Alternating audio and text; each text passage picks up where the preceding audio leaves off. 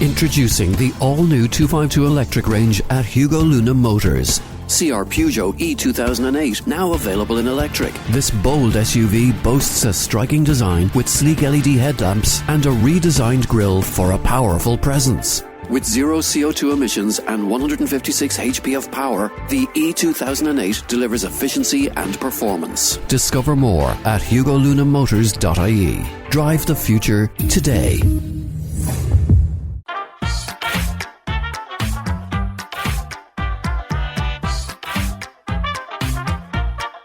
Welcome to Encore, your weekly arts and entertainment show on Midlands 103 with me, Zoe Ryan, in place of Claire O'Brien again this week. Willow weaving in Laois, poetry in Westmeath and jewellery crafting in Offaly. Tonight we'll be exploring the tradition of willow weaving with community artist Beth Murphy ahead of her workshops in Abbeyleix and Mounthmellick next week. Tullamore-based designer Rita Daly discusses the art of millinery and a change in direction. And Mullingar poet Brendan Martin reveals the inspirations behind his recently released book, as well as, of course, a rundown on what's happening across the Midlands this weekend in the line of art and entertainment. Now, Heritage Week, running from August 16th to 24th, is just around the corner, something Laois County Council have chosen to celebrate by running a number of willow weaving workshops at libraries across the county, which community artist Beth Murphy is here to tell us all about. Beth, willow weaving isn't a craft you hear being too commonly practiced nowadays. Could you tell us a bit about what it is and what drew you to it? Well, Zoe, it's weaving with willow, and I'm not being smart in saying that to you. But basically, like, the thing that drew me to it was, I suppose, the history. I was always drawn to the history of it and our ancestors and what they were doing with willow and the weaving of willow. So you can make anything with willow, from a house like our ancestors to sculptures like I'm doing now in my work. So I'm using, I suppose I really draw on the ancient weaves of basket making as well, and I draw on a lot of the strengths of the craft. Yeah. But I bring it into actually bring it into the new world, as an art. So I always say, like, from the ancient craft of basket making and into the art of willow weaving, So it's kind of more of a modern spin on it, bringing it into our date, And how is it that you got into the craft? Oh, have you got a long time? So, like I said, it was the history. I always loved history. Going to school, I always loved history. And then in the 90s, I was very, very lucky before the Celtic Tiger started to go crazy on us, and I bought an old cottage, 100 years or more, and it brought me back to the land, which I considered my first education, because I was born and reared on a small sustainable farm, and I grew up, we did everything by hand. If we wanted something, we had to make it. Right. So I ended up, like, really, as a child, I really loved my surroundings. I just was out there from morning to night building and making. And I suppose when I got the opportunity to buy the cottage, and after going through, I suppose, the system and living in the capitalist world for maybe 15 years doing accountancy. Right. a total different concept. Yeah. A transformation, basically. I suppose it's when you feel comfortable, where you feel comfortable, and to make that decision where you feel comfortable. And I was lucky at that time, like I said, that, buying the cottage. And then I started to dabble in early Irish craft. I dabbled with, like, leather work. I dabbled with spinning, dyeing, natural dyeing, a lot of plants that you use. I dabbled in that. And then I found willow through a Abbeyleix festival. So yeah, I started then. I found out that the early Irish used to fight with shields made from willow called scioges, which translates as small shield. And I brought myself over, one of my first teachers in Ireland, which there wasn't many back in the 90s. There wasn't many teachers like around, Now there are a good few weaving. Like, I'm coming on nearly 30 years with the craft. Yeah. But I brought myself over to Connemara, to Joe Hogan, and I went over with the idea of making a shield. And I haven't. I always say to people, it hasn't let me go. It hasn't let me go since. It has a hold on me, like, as you said, it is quite a prehistoric craft, but that you try and bring it into the new age. That's obviously why you're doing some upcoming workshops that are happening during Heritage Week, so that all ties in there. But tell me about some of the items then that you would be making that may be of the more modern persuasion. Yeah, well, just to take the theme even this year, I suppose, of Heritage Week, it's building on our foundations. And look, I do say to people, I'm not very disciplined. My imagination is too creative to stay basket making all day. I'm not a very good basket maker, let me say that to you. If you said to me, can I have 6 shoppers? I'd probably go, I'll give you someone else's name, because I'm kind of like that weaver that, I see something else coming in, I see a form coming in. So that's where I'm bringing it. I'm using the ancient craft, but I'm bringing my imagination is going into it. So animals is a big thing for me. I just love animals. So say when I go into a workshop, if I work in schools under the Heritage in Schools as well. So if schools get funding for, experts to go into their schools and under the Heritage Council scheme. So I'm on that panel. But if I went into a school, a classroom with a basket, I wouldn't have anybody really probably even recognising me. But if I go in with a pig under my arm, then I have, everybody wants to know how to make. So I find, I might go in with a duck or a hen or a pig or a horse. Normally I'll bring in a seahorse because a life-size horse is always that much more. I can imagine. Yeah, a lot of time goes into that. Yeah. So the kids kind of open up to me straight away because too, I bring in the fun. Yeah. I think if you don't bring in the fun, you got to bring in the fun. If you're not having fun making something, why aren't you having fun? And maybe if you're not having fun, you have to change the way you're doing it, or you have to change you have to change something about it to bring in the fun. For children and for, say, a library workshop like I'll be doing in Mounthmellick and Abbeyleix for Heritage Week, like you're only in there an hour and a half, maybe max. Yeah. So, and it's children as well. So you can't be bringing in pressure and you can't be bringing in, bum, bum, bum. I like, for people to find a comfortable space, be comfortable, to enjoy it, like enjoy the process. So then with these children, I'll be making little 2D animals. And actually, I just found a piece there on social media there a few weeks ago. It was a dig in the Grand Canyon caves, and they found little split twig figurines, and they're dating them between 2,000 and 4,000 years, and it's a deer or a bighorn sheep. And they had used willow, so... Interesting. Yeah, so I'll bring that information into the workshops with me, and see, every basket. That's another thing about the baskets. Every basket has a story. It has a, especially the baskets in Ireland, because they're all coming from farm and fishing. We're coming from agriculture. We're coming from what we needed. So it's like every basket has a story. It's like, what was that basket used for? Oh, that's a calf muzzle that was used for put on the calf's muzzle when it was being weaned from the mother. So you're also bringing the history into the room.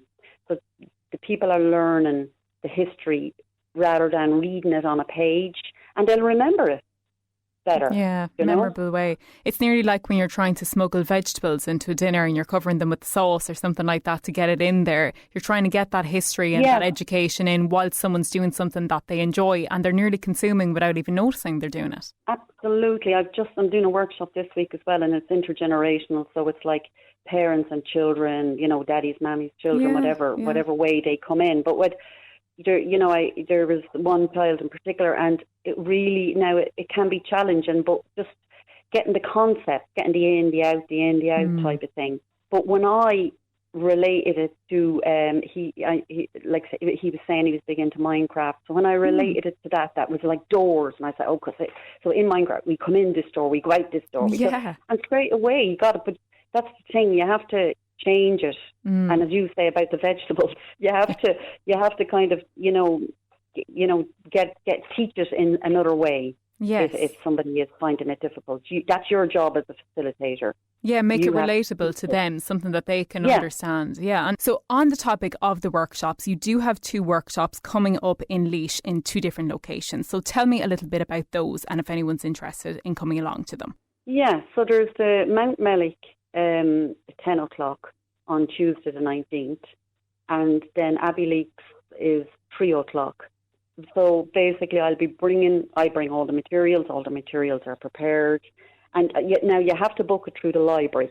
So if people want to, want a place, you can't just rock up. You have to, the library only has so much space. That's the thing when you're working with Willow. Yeah. It's long. It's so each child, you can't, for comfort. That's the only thing I'd say would be space. I've got one then on Thursday the 21st in Carlow, and again, Carlow Library. Mm-hmm. And it's 10:30 start, and then there's 2 workshops back to back in that morning. So you could also contact Carlow Library, if you were in that area. And what is Willow like as a medium to work with? You've mentioned there it can be quite long. In my opinion, it's quite a hard structure, but yet looks bendy at the same time. Yeah, I think that's where for me, that's where the magic is. The actual, I think, it's because it demands you to connect with it. And I think that connection is where, to me, that's where the magic of the learning is. And especially now, people need connection more. They need, they want connection. People are looking for connection. So for me, it's like, because you really, and I always say this to people, it's like you and the Willow are having a relationship. Yeah. And you have to get to know the Willow. I do say to the children, like when you go back to school and maybe there's someone new in the class and you don't know them, you just don't rush in and, give them a swing or, you know what I mean? You take your time and you connect with it slowly, and then you'll work together really well. And I use, with the children now, I'll be using really fine willow. You see, there are over 500 different varieties of willow. Right, I did not know that.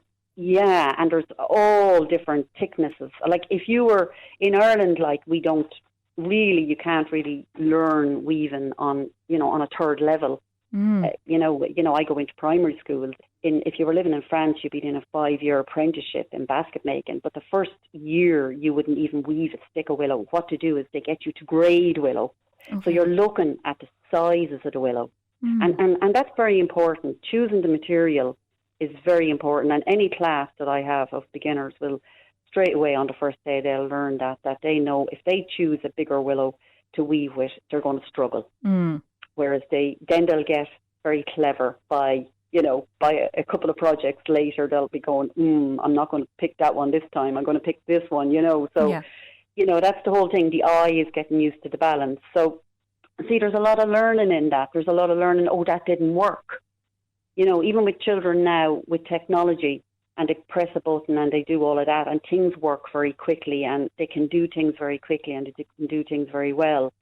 It does bring up a lot of challenges for children, but it also brings up a lot of, I learned that. Yeah. And so it's problem solving, which they need for life. It really teaches life skills. And it's also great for the actual quietening of the mind, because the hands are so busy that because you really have to connect with it. So I do say to children, it's not like thread or wool. You can pull thread and wool around. It doesn't mind. Yeah. It'll never probably break if it's strong enough. But willow actually does get quite stressed. Yeah. And I do say, when you pull willow around, like it gets stressed, because it doesn't like being pulled around, So they get to understand it very quickly, and they do work slowly with it, and it's great to see them slowing down. And the workshops that you have coming up in Laois, they're geared or aimed at children. But do you run workshops throughout the year that are for different age groups? Yeah, absolutely. And I work here at Willow Under here in the Red Hills in Kildare, and I also am on the panel with the KWETBs and different ETBs, so people can check that out. I like to kind of get to community groups that might be vulnerable as well, because I do think that it brings, to me, I know what it's brought into my life, and I know how it empowers. I know how it, it gives you creativity in general, empowers when people find that they, can create. It's like naming their world. it's finding their voice. So I try to work with people that really need it, but not all the time people can afford to do the private workshop. So it's nice to work with community as well. You are a community artist, so it's not a case of, for the vast majority of time, you're a lone artist sitting in your studio working on a piece. For the vast majority of time, you are involved in community pieces where you're working with other people and educating other people. Yeah, absolutely. I do commissions as well in my workshop, and I think it's also nice to actually keep up your own creativity as well. My last road sculpture there on a roundabout down in Ratangan on the way to the bog was a heritage piece. There was a man and a woman with a donkey and creels coming from the bog. I love it. And the community love it. Yeah. So that's the thing. And yeah, I love community. That's, I am obviously. I'm just finishing my degree in Maynooth on community studies at the moment, and I'll be doing my thesis on Willow and empowering communities through the creative practice that I've been doing for the last nearly 30 years. So it's been a good relationship. Yeah, it's clearly a passion of yours as well as everything else. Absolutely. And I think people feel that too when you're in a room with people. Some basket weavers or some weavers in general, they won't teach. And I've had a lot of teachers over the years that I think people are either love teaching people and sharing or they hate it. Right. And you'll know if you're with a person that actually doesn't enjoy it. Like, even though you could sit and look at their work and their work is fantastic. Yeah. It's imparting it and being able to support and hold a space. I think that's a different thing. It's a different thing. It's a completely different skill, Yeah. And that's where I kind of find, to me, that's the bonus of the work. If I can make a difference to someone's day, I think that's just like the bonus of the work, that's very special. Yeah. Beth, thank you so much for giving me your time this evening, and best of luck with the upcoming workshops. If anybody is interested in coming along to them, they do need to pre-book. So if they wanted to look into that and pre-book a space, it's the libraries themselves that they should look into. So Mounthmellick and Abbeyleix libraries, and then you have the one upcoming as well in Carlow. Absolutely, yeah. Do make sure and book in with the libraries. That's very important because there's only a limited amount of spaces. So you've got Mounthmellick Library on the 19th and Abbeyleix Library on the 19th. And then Carlow on the 21st, Thursday the 21st. And of course, if people want to connect with me, I've got my website is willowwonder.net. Fantastic. Well, Beth, thank you again for your time. You're very welcome. And thank you, Zoe, for highlighting the work. No problem at all. Up next, another art form that brings people a lot of solace. Midlands 103. You are listening to Encore on Midlands 103 with Zoe Ryan. Joining me now is Mullingar-born and based poet Brendan Martin, who goes under the pen name of Brenno. Martin, you recently published your first book of poetry, which we'll get to in a minute. But first, tell me about the man behind the words on the page. God, what can I say? From Mullingar, born in Mullingar, worked 20-30 years in Dublin, moved back home 2003. I've been writing all my life. When I say that, I mean from the age of 8 when I could hold a pen. And you're quite invested in the community, through your involvement with the Inklings writing group and your contributions to the local newspaper, the Westmeath Examiner. Yeah, it's all come about rather in a flurry of activity. I had a heart issue in 2022 and a total surprise, and I was sitting at home recovering, and my wife suggested I go and join a writing group rather than just leave. I have a house full of notebooks and A4 fool's caps, which I've been writing for donkey's years. So I joined Inklings a year and a half ago, and I haven't looked back. I mean, they were asking for pieces for the Westmeath Examiner, and I've provided them, and people are just getting in touch with me saying they like the stuff, and I'm glad to get it out there. And you said that your wife was the one who encouraged you to finally go and get published, but your flair for writing was something that was identified and seen a long time ago, even by your primary school teachers. Yeah, Zoe, I was very fortunate to have teachers that kind of listened, even way back in the 70s and 80s. I don't know if they took an interest, but they listened. That's the important thing.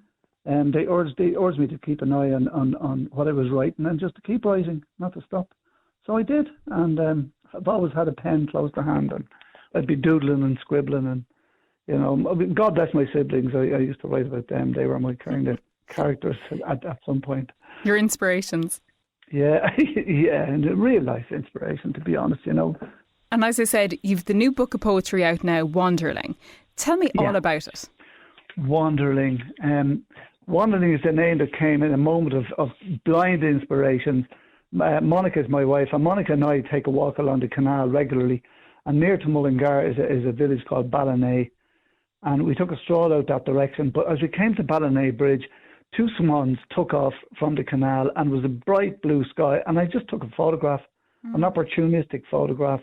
And as I looked at the photo, I said, I wonder where he's wandering off to now. Yeah. So when I went home, I singled out the one swan as apart from the other one, and I used that as my cover. And that gave me the whole concept and idea, because I just classify myself as being a wanderling, coming and going. That gave me the title and the inspiration for putting the book together, to be honest. And I believe you've chosen an excerpt from the book to recite for us this evening to give the Encore listeners a taste of your work. Yeah, the book contains funny bits, real life bits, and one of my favourite poems is one I wrote shortly after I had my heart surgery, and it's probably suitable for anybody who's overcoming heavy stress, recovering from surgery or pain or even loss. Shall I read it for you now? Yes, please.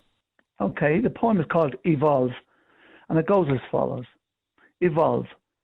Breathe in, breathe out on your isolated plane. Your soul was never yours to keep, so look for it again. Focus on recovering your wealth. For all you had, you never had as rich as childhood health. Slowly, let your troubled mind unbend. In each imagined enemy can be disguised a friend. Hold on. No need to move so fast. The future is tomorrow, but first release the past. And that's it, Zoe. It's a lovely, it expresses my feelings of recovery, give myself time to recover. And that's something that I think a lot of people don't give themselves time for. I think when someone gets an injury or like that, they're recovering from an illness, it's always this haste, isn't it? This desire to just get better quick. But sometimes you just want to be well, yeah. Exactly. Yeah, exactly. You just want to be well, but you have to take the time. I mean, I have learned, I never had a problem with health, touch wood, all my life, and this just came out of the blue, and suddenly after major heart surgery, there was I recovering, and I couldn't understand why I couldn't do things I couldn't do before, but that's life, unfortunately, and just get on with it. You have to adjust. You do have to adjust, and I would say to people, just do it, whatever dreams you have or whatever you need to persist in, just take your time and do it. It's after taking me 40 years to do that book. Been lying on shelves gathering dust, but it's there now. So I'm currently working on book 2, so we'll see what happens.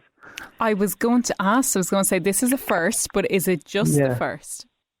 I've enough material. I'm currently pulling out material for book 2. And also I have been urged to do a book of children's poems. I used to invent poems as parents do, they invent rhymes and riddles for their children. And I have a son and a daughter with additional needs, and who's now 30 and very independent.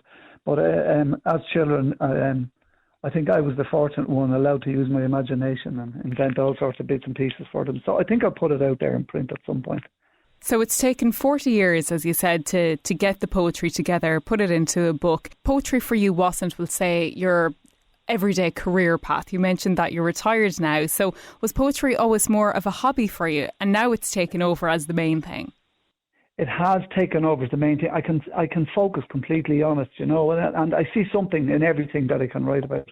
And I'm very fortunate to be able to say that something can spark my imagination, and I've been known to record it as I'm driving around in the car, or pull over and sit down and write a line and then work on it later on.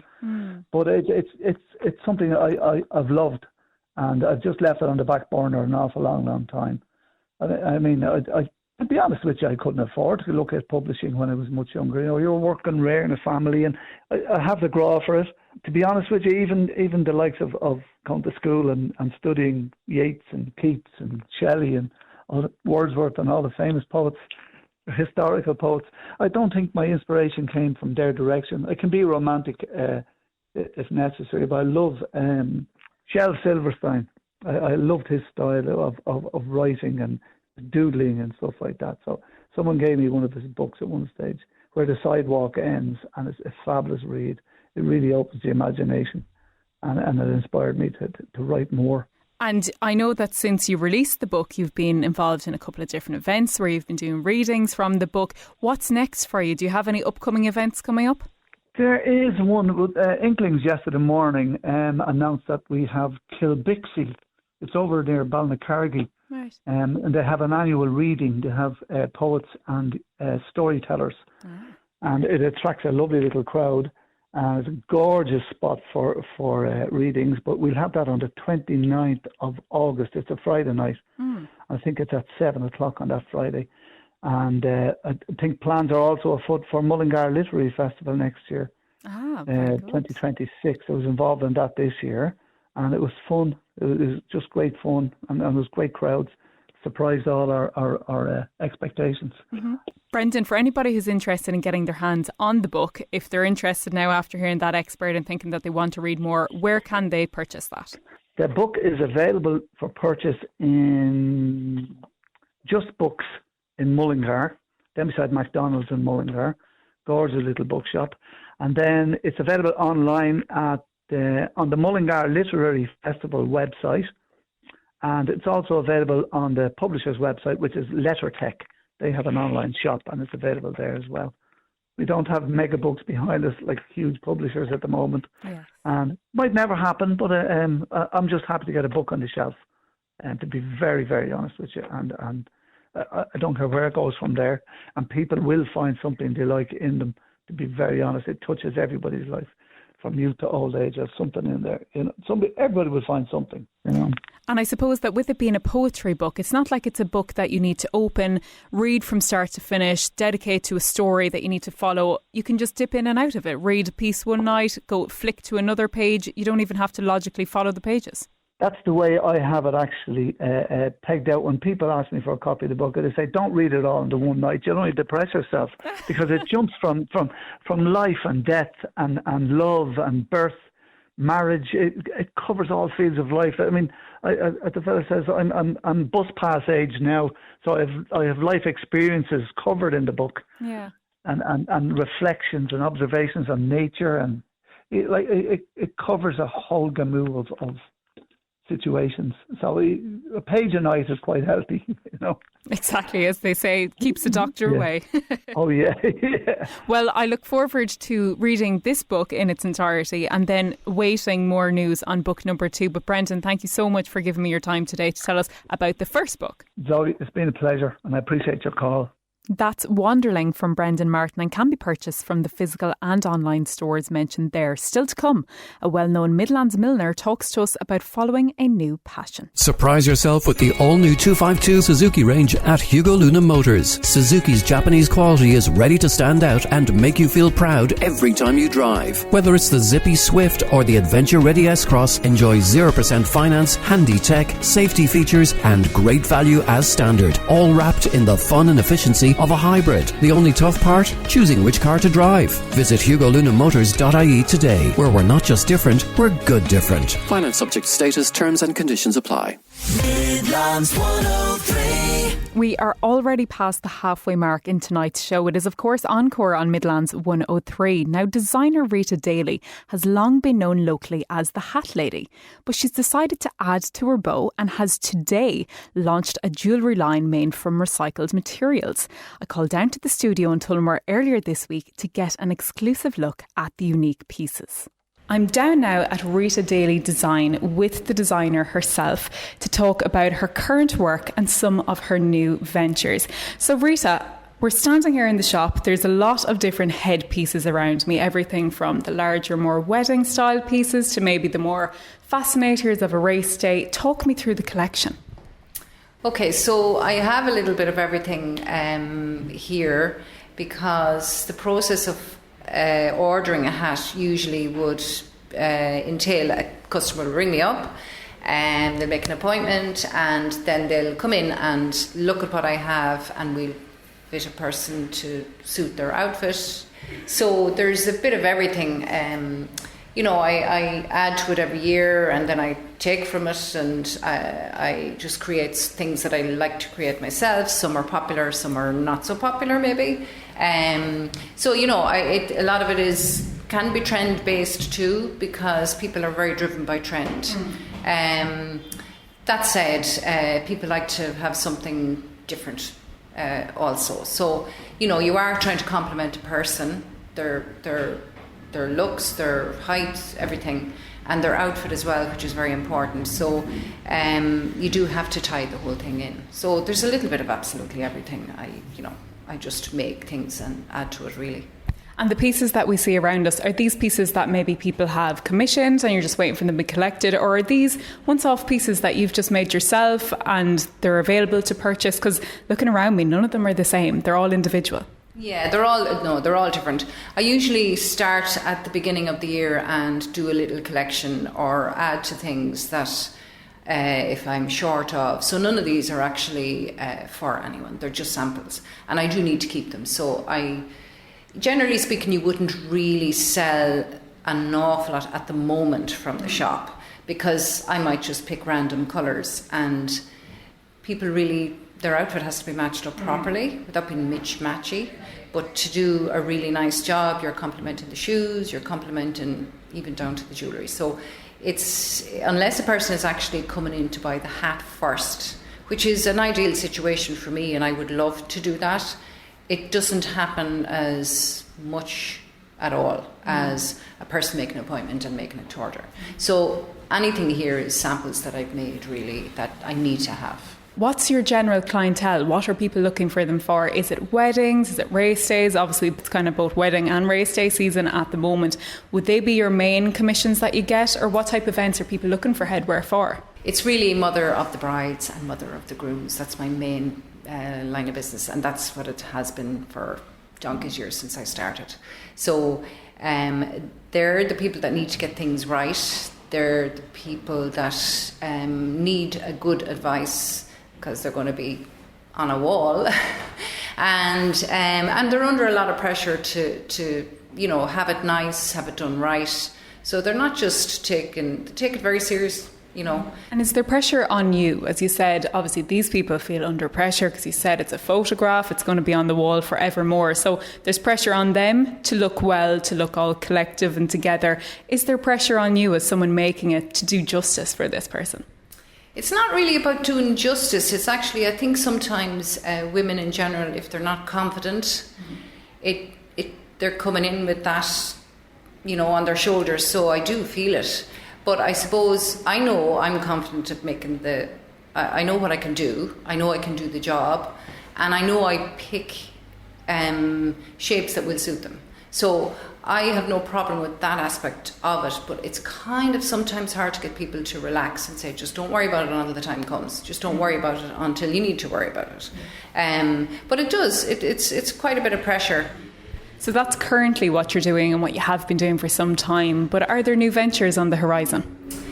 Yeah, I like to change things up a little bit every few years. I have a little project that I'm doing at the moment, and it's kind of it's moved from the headpieces to the jewellery. So it's a new little brand that I'm creating, and I'm working on at the moment. And I love doing it. It's colourful. It's very me. I've just put my head down, and honestly, I just get lost in it. So I'm hoping that that's going to be good. I also would like to add to that brand. So the brand name is called I Adorn, and it's really about adorning. So I have ideas about maybe a little bit of clothing. I've always wanted to do a little bit of fashion, but it's not so easy to do, to actually narrow it down. But that's in the back of my head, but I'm going to just finish organising the jewellery bit first before I get lost in it, but it's still there, and it could come quicker than, it's not going to be a big clothing brand or anything like that, but I'm going to just take it quite ad lib and just see, which is sometimes I don't find that easy to do. I overthink things and I think, oh God, if it doesn't this, I think about the end too soon. So this I'm just going along with the whole process and enjoying it actually. So yeah, it's going to be an addition to the hats and stuff like that. They're little shapes, right, that float, and they're made from renewed plastics. So it's quite a compact collection, really. So while there is lots of them, lots of different shapes, lots of different colours, lots of different ways of making them, it's still the one idea. And that needs to be compact at the minute because that's the way it is, just to keep it looking like a range. Generally, when I design, I just sit in the workshop for a while and I don't really look at books. I look at fabrics and I see what I have, and I see what I want to work with. So, you know, it's millinery is very much narrowed down to what materials there is, and there's like cinema is the main material that you use now. So it's been around for quite a while. So yeah, I'd like to use other materials maybe, but yeah, we'll see. We'll see. You know, it's when you're trying to match and you have to dye the fabric to match an outfit, you're limited in what materials you use because you use cinema, because you can dye it. So yeah, that's what I normally do. I sit down and I just have a good think in the workshop and things come to mind. If you're in a creative mood. And I am about the jewellery and the new brand and about the clothing maybe more at the moment. So we'll just let the hats sit for a while and concentrate on, you know, narrow it down a little bit. Yeah. And with the art of millinery, would that be quite similar or different to the art of jewellery making? I assume they're different skills, but maybe you might say to me, no, I'm finding there's a bit of crossover in them. Well, it's very much a crossover with what the jewellery that I'm doing, because it's not gold or silver or anything, and the components that I was actually using them in the headpieces. I think they nearly suit better as a piece of jewellery because people can just buy it because they like it or it's colourful. They don't have to match something, so I think it's going to be an easier purchase for somebody. I have lovely gift boxes done, and they will be nice gifts, I think. I do say so myself. No, I love them myself, and you know, when you work with something that you actually really like, I think it's kind of half the battle. I'll buy them myself if I go stall. No, I do. They're very much me. They're a real me. They're quite niche. They're not for everybody at all. They're not probably fashion driven or anything like that. I know what's in vogue in fashion. There's, you know, but that's not to say that there's people who like just maybe something that's different. Yeah, just a little bit different. There's lots of people like that. So I'm not looking for a huge big market. I'm just trying to, for people like myself, I do like buying little bits of things that are different. You mentioned the sustainability aspect of the materials. Is that something that's important to you? It is. I think nowadays I'm really conscious about fabrics that I pick. If I do pick fabrics, they will be millinery. I mean, a lot of the suppliers that I would buy off, some of them they source materials that are antique almost, because they're left in factories and stuff like that. So they're not recycled, but they're recycled, if you know what I mean. They would have been thrown out. They're reused. So I'm quite conscious of, even if I was to do clothing, that I would get dead stock fabric, most definitely, because there's so much of it everywhere. And you've mentioned there that it's going to be something that's going to come in tandem, that you're going to continue on the two. It's not a case of the jewellery is going to take away from the millinery. You're still going to dip your hand in millinery. Yeah, I'm going to, I've no big rule in my head or anything. I probably have, making special order is quite difficult, because you have to, you have to really mind a person's outfit. You have to match up the colour, and matching up the colour is quite difficult. The shade, because you have to dye the fabric and then it dries a slightly different shade than if you put stiffener on it. It's quite difficult, and I don't think people realise at all how difficult it is. That aspect of it, I would prefer an easier road to do it if you just had it, rolls of fabric, but it's never the case, even shades of white. So, I'm just going to take, I'm quite happy to work on this project at the moment. Maybe they close and we'll just see. I'm happy to make anything. Now, that is the truth. I love interiors. I love anything with my hands. So once I'm happy doing anything, I'm happy, basically. Yeah.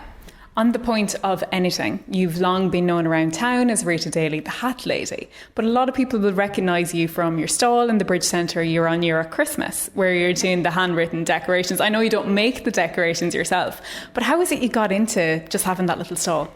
So random, honestly. It's like I decided overnight that I was going to do them. My sister-in-law, her sister-in-law was bringing them in from America, and she was an agent for Ireland, and my sister-in-law Trina started to do them as it was just a side.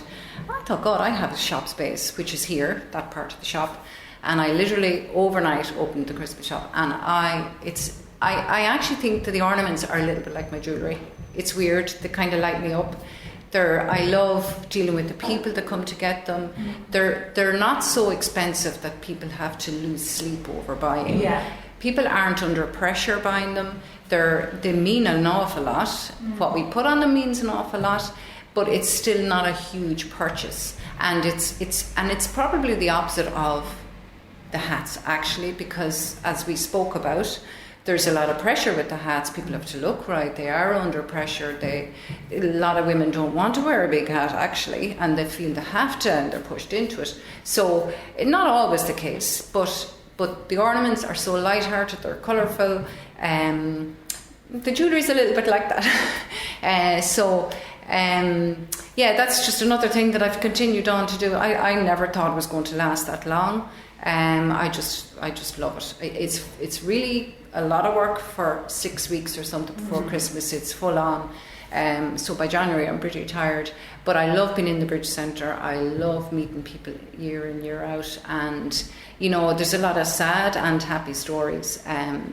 I've announced babies on an ornament, pregnancies, marriages, and there's some really touching stories actually of people that want to be remembered on the tree and everything. So I love that, and people connect with me every year. It is so nice. It's uplifting actually, and people are so grateful. And really, all I'm doing is putting names on an ornament, but they're so grateful. It's just so nice. It's one of the nicest things I've ever sold, is those little ornaments. It's lovely. So yeah, I hope that continues for a long time too. It's lovely. I'm always sad when it's finished, but it comes around very quick. Yeah. And I can reveal that the I Adore in Jewellery collection is now available to view on Rita's website. The collection was launched just earlier today. She was racing against the clock to get all the images up, so do check that out under the I Adore section on her website, www.ritadaly.com. Next, I'll be flagging some events happening in the Midlands this weekend. Midlands 103. Now to look at some events happening in the Midlands this coming weekend on Encore. Burr Vintage Week, which got underway last weekend, will be continuing for the remainder of this week and across the weekend, including Andreas the Stack show by the light of the silvery moon tomorrow night in Burr Theatre. Andreas was on the show last week and was very well received, with a number of you getting in touch to say you really enjoyed the conversation and were looking forward to seeing him in action.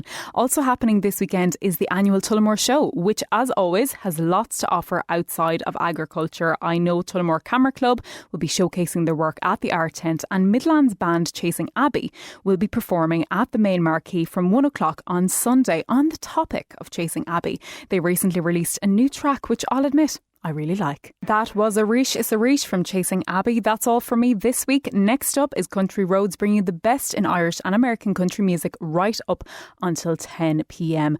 Until next week, good night.